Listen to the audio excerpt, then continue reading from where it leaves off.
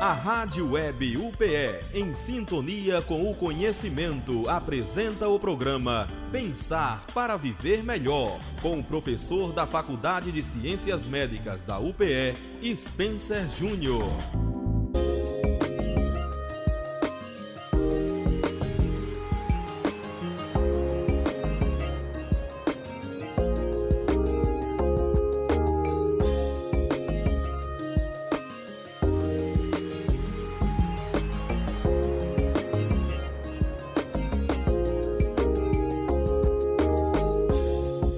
Olá pessoal, muito bom dia. Estamos no programa Pensar para Viver Melhor, aqui da Universidade de Pernambuco, que irradia-se para todos os campos da nossa querida universidade e também para as áreas circunvizinhas.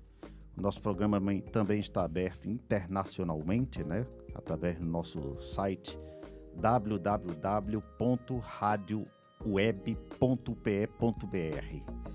E nós temos também o nosso contato para que o público interaja conosco, com a nossa convidada, através do WhatsApp 99488 4052. Repetindo, 99488 4052.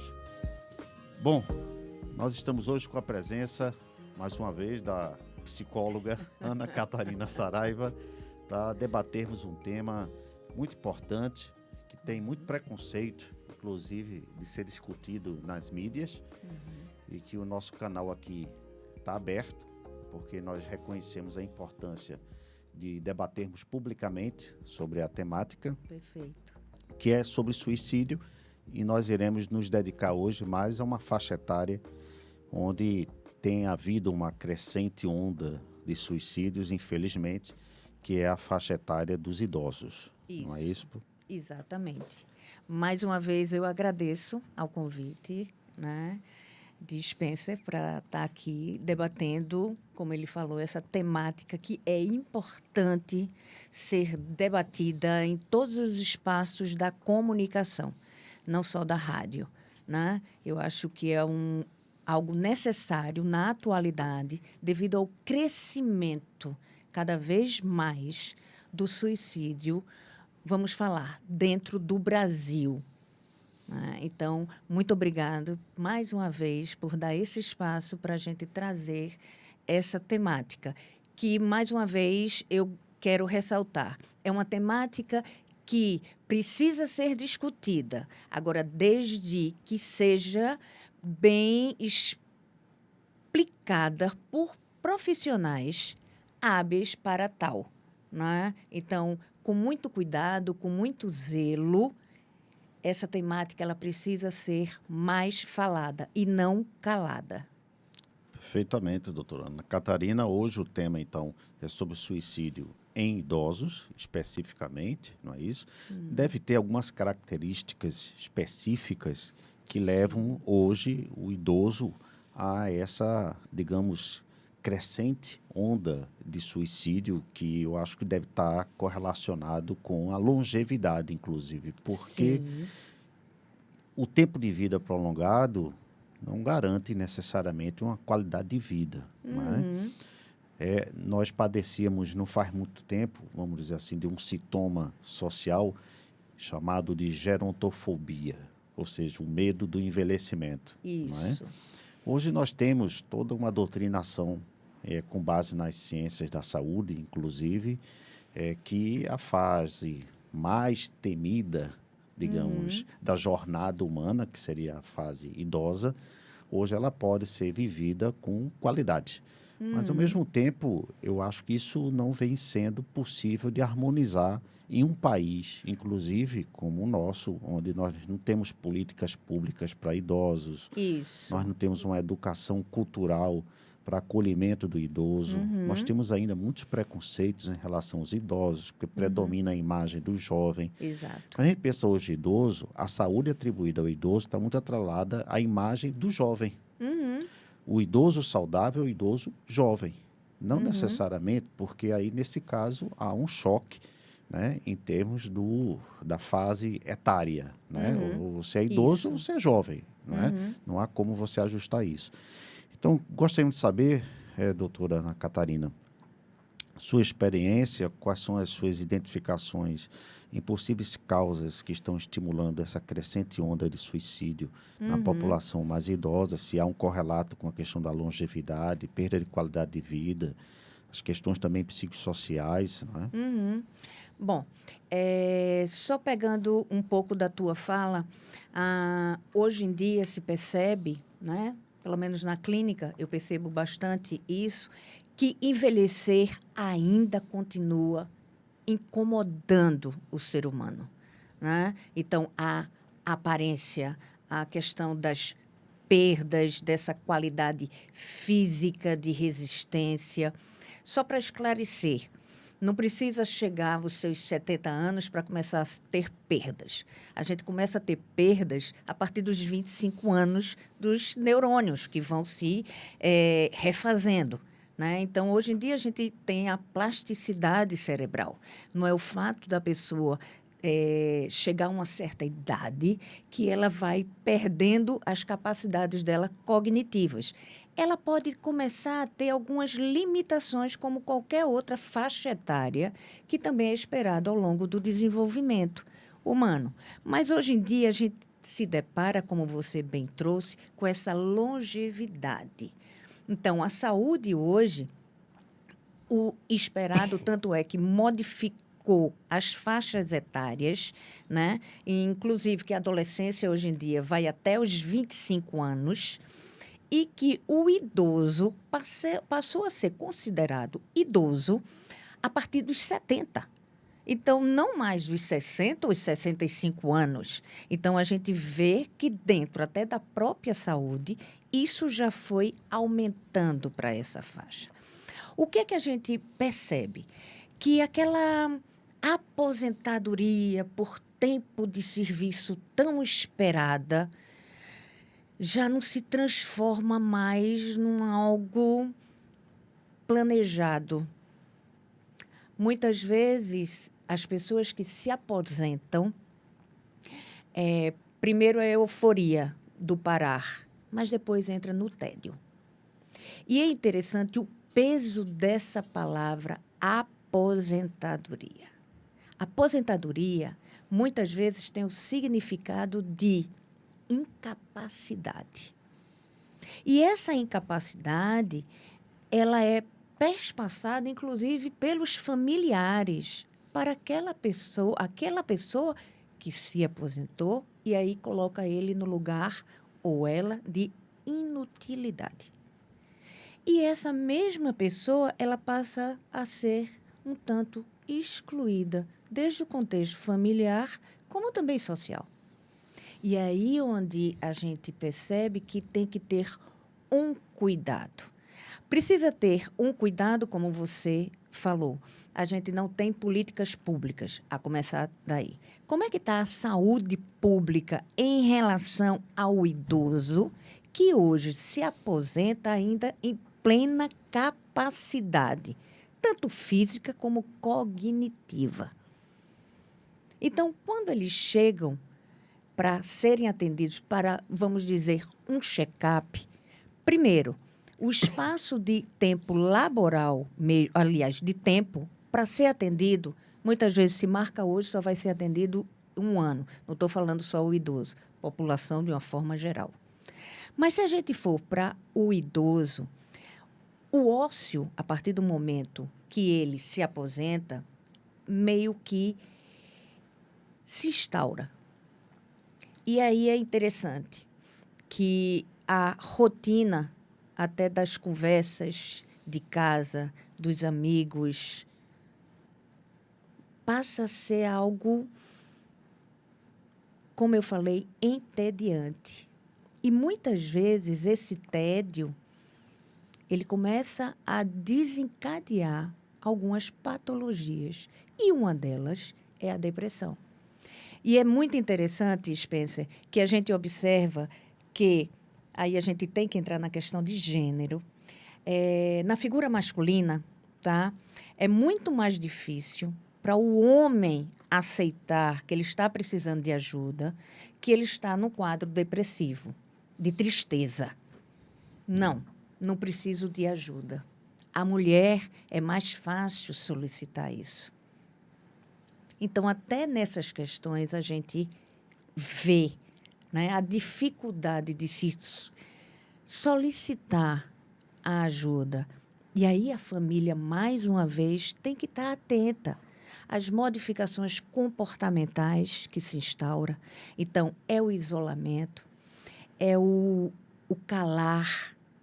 Né? Então, a gente olha como o suicídio apenas como aquela ação, né? Aquela ação mais bruta, ó, de outras formas.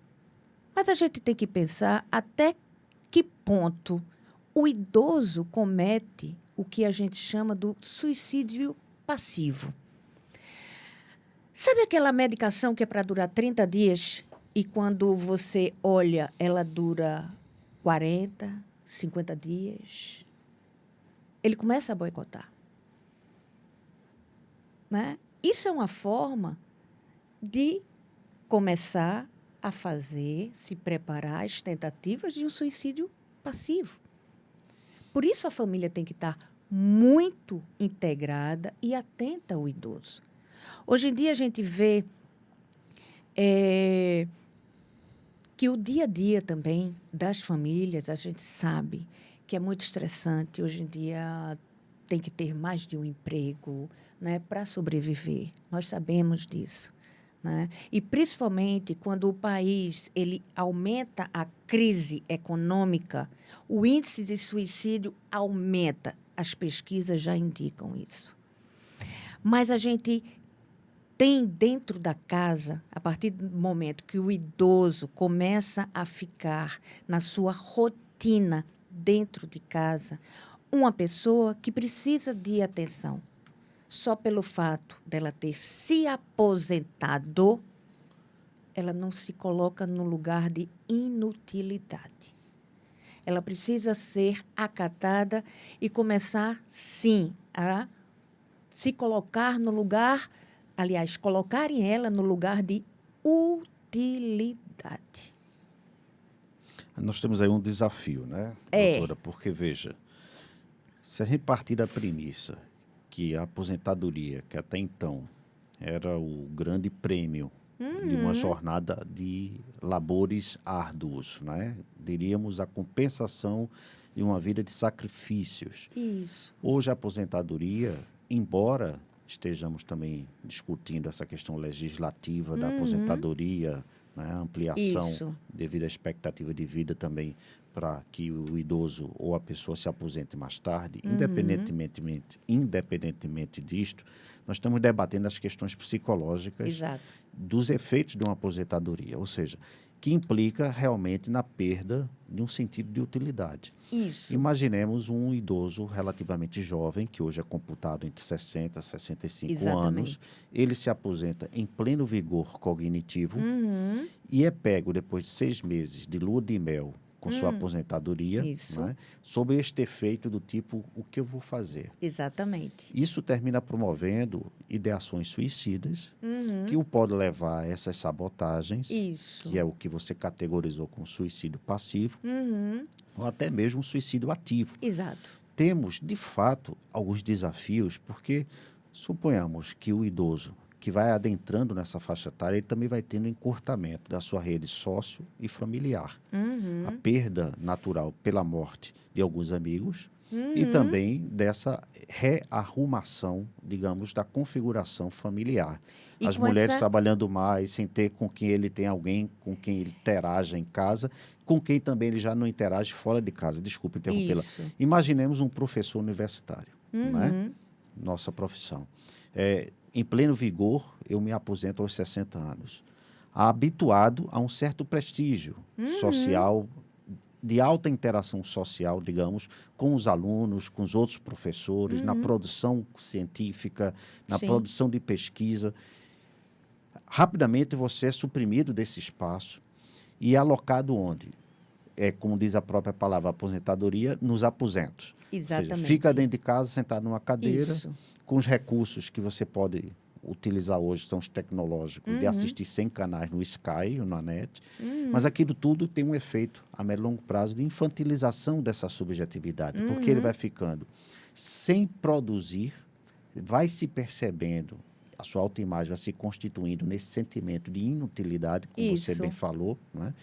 E isso eu acho que tem uma certa correlação, essa questão, com seja o suicídio passivo ou o suicídio ativo, que vem aumentando muito nos idosos. Claro. Né? Ou seja, a longevidade, ela trouxe ao mesmo tempo um outro desafio. O que vou fazer com os 20 anos subsequentes à minha aposentadoria? Isso. As pessoas hoje em dia, elas sonham, como eu falei, com a aposentadoria, mas elas não se preparam para a aposentadoria, como você colocou e eu já havia pontuado. O que é que eu vou fazer depois que eu me aposentar? Então, precisa se preparar psicologicamente para essa parada, que não pode ser uma parada que vai estagnar o sujeito. Ao contrário. Não é? Depois que eu parar, eu vou continuar em algo que possa me dar prazer, mas de uma forma sem tanta cobrança, sem um ponto para bater, sem hora para chegar, para sair. E não, uma coisa mais leve, mas não deixar de produzir. A cabeça, a cognição, tá? A memória, a linguagem, ela sempre tem que estar ativa. A gente coloca muito a questão para os idosos, hoje se planejou, inclusive, para essa questão pós-aposentadoria, em cima de programas do tipo recreação, em cima de programas de atividades físicas, de certo voluntariado, não é? Que é interessante, mas eu vejo uma exaustão desses recursos. A pessoa consegue ter um planejamento recreativo, viajar mais, ela consegue ter mais atividades físicas e eu vejo até o vencimento de algumas atividades sociais de voluntariado, do tipo, o idoso, aquele que foi produtivo a vida inteira, do ponto de vista intelectual, por exemplo, é isso que se limitará a minha vida daqui para frente, ou seja, eu vou ter que ficar feito uma criança recreando, eu vou ter que ficar o tempo todo em atividades físicas ou me limitar simplesmente a um trabalho de voluntariado. Muitas vezes ele não tem nem espaço de usar suas habilidades que foram desenvolvidas ao longo de sua vida. Exatamente. Porque você olha o idoso, não, você vai entregar aqueles pães para as pessoas carentes. Não, ele quer um espaço de construção intelectual. Isso. Não é? E que precisa ser desenvolvido. Né? Precisa ser permanentemente, estimulado. Né? Esse é o problema, porque eu acho que a aposentadoria para o idoso impacta muito na subtração desse espaço de produção de sentido de vida, que é o sentimento de utilidade. Exato. Ele se dá conta realmente que há perdas dos seus entes queridos, o encurtamento da rede social. Isso. Ele se depara com a finitude. Com a finitude. Né? Que e isso mexe. Não vamos deixar também de entender que o corpo realmente começa a sofrer reconfigurações, não é só por uma questão estética, é realmente as dores, doenças crônicas começam a surgir, isso são fatores parte. limitantes, né, inerentes à condição do envelhecimento, mas eu acho que no que toca realmente ao suicídio aos idosos, doutora, como é que a senhora percebe essa questão, se nós tentarmos fazer aqui um exercício imaginativo e empático, nos colocar no lugar desse idoso. Não é? Como que a senhora imagina que esse idoso deve se sentir para levá-lo a cometer o suicídio ativo, dele protagonizar a sua própria morte? Uma das coisas que a gente mais percebe é o que eu falei de início. Né? É o lugar que a própria família coloca. A família é muito importante para permitir ou não permitir esse lugar de inutilidade desse sujeito. Então, precisa haver mais diálogo. É muito interessante, eu não sei se você já observou, né? E como a colega que também está aqui nos prestigiando já observou, quando você vai para qualquer reunião social, quando você está num shopping, quando você está em algum lugar e que você vê mesas com familiares e tem um idoso. A maioria das vezes, esse idoso está só, isolado E ele está ali no contexto familiar. Então, ele entra no lugar de invisibilidade. Esse talvez seja um dos grandes mal-estares do idoso, né? Do idoso. De dentro do seu próprio ninho, ele se aparta, ele se Ele sente ficar só. invisível. E existe uma dificuldade, eu penso até, de conversação intergeracional, né? Digamos Isso. assim, de um idoso saber conversar com o adolescente. Porque se antes nós tínhamos a cultura que o idoso passava seus ensinamentos para gerações mais jovens, hoje a gente flagra, por exemplo, os jovens, que eu acho um aspecto positivo, mas a gente flagra muito os jovens ensinando como o idoso deve manejar o smartphone, Exato. por exemplo, o que eu acho positivo. É.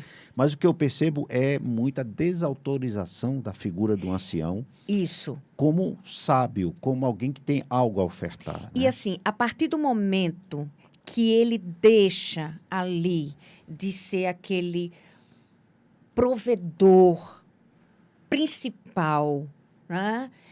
Ele começa a ser isolado, ele perde a autonomia dele, né? A voz dele já não é obedecida, vamos colocar dessa forma. A autoridade dele, ele sai do lugar de pai, de mãe e passa a ser filho. Você vê desculpe, você vê em movimentos, como eu trabalho com idosos também, de filhos irem, então, querer falar mais do que o próprio sentimento daquele que está ali. E nem permite, muitas vezes. E não é só relato meu, né? Porque aí depois a gente fica no trabalho individual com aquele sujeito. Mas de médicos, quando vão, não dão autonomia para o paciente, que é o idoso, dizer seus sintomas. O sintoma quem conhece é o filho, é a filha, é alguém. Menos ele. Mas ele que sabe o que é que está passando. E essa autonomia é tirada dele. Então, isso a gente vê. Essa perda da autonomia, Seria ela deprime. uma morte psicológica Sim. enquanto o corpo físico permanece. Exatamente. Isso é um precipitor do suicídio. Digamos, o idoso começa, através da invisibilidade, no próprio seio familiar, né, a se dar conta das suas, digamos, desconexões afetivas. Ele começa a se isolar, não é? E a partir disso ele começa a entender o que é que eu estou fazendo aqui. Não é? Eu perdi minha função no organismo familiar. Ele começa a desencarnar, digamos assim, a sua finalidade maior, que seja na provedoria, ou seja, até Exato. mesmo com o integrante familiar, marcado por experiências que não são aproveitadas muitas vezes, porque não há uma cultura que se resgatou e que morreu de perceber o idoso como uma fonte de saber. Nós temos hoje sábio. Nós temos hoje, o nosso sábio é o Google. Pois é. Não é mais o idoso em casa. Né? A fonte de consulta não é o idoso. Eu vou dar um exemplo bem básico. A gente vê hoje, pelas doenças hoje que estão retornando, tipo sarampo, cachumba e tal. Quem tem conhecimento nisso é aquele médico antigo, da prática dele, lá atrás.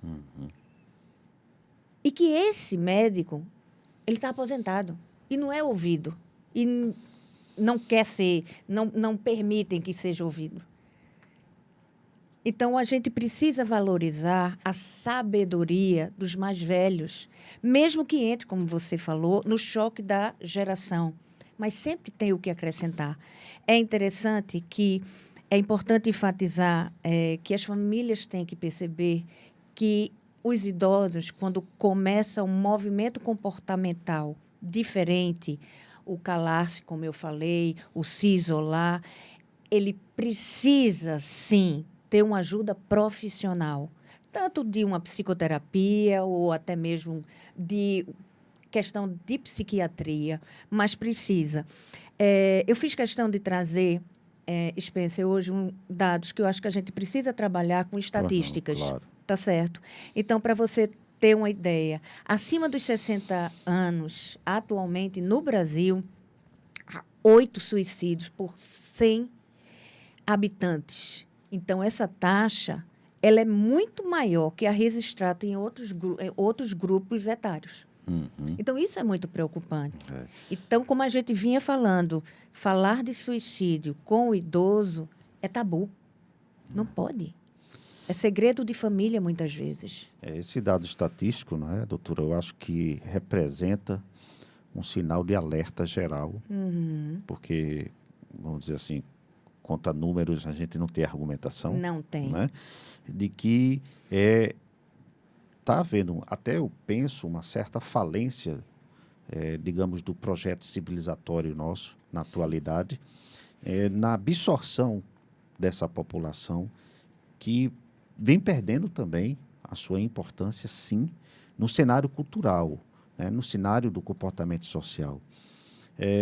Tem um dizer africano que eu acho muito interessante, que é o seguinte: quando um idoso morre, incendeia-se uma biblioteca. Não é? Com certeza. Hoje a gente não pensa dessa maneira. Então, acho que as experiências humanas estão secundárias ou secundarizadas em relação às informações que transitam, não é? Que o que nós corremos atrás é de informações midiáticas. Sim. A gente não tem mais a sede pelas experiências humanas. Quem é que vai sentar-se à mesa com o idoso e escutar suas experiências, seus relatos de vida? Nós estamos numa cultura em que as pessoas se comunicam, as pessoas trocam informações. É muito diferente.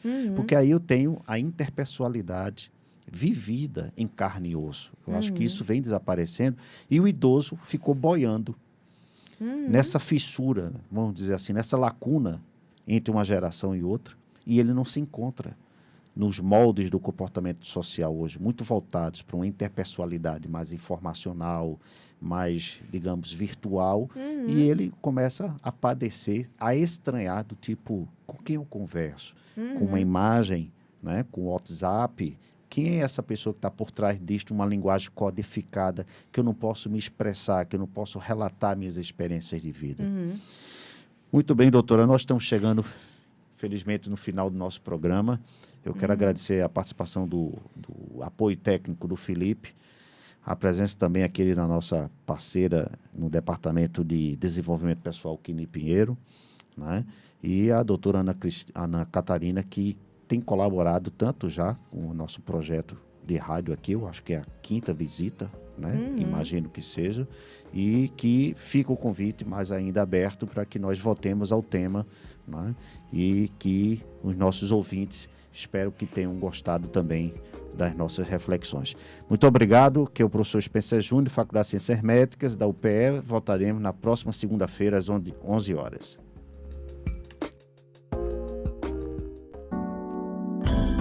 A Rádio Web UPE apresentou o programa Pensar para Viver Melhor.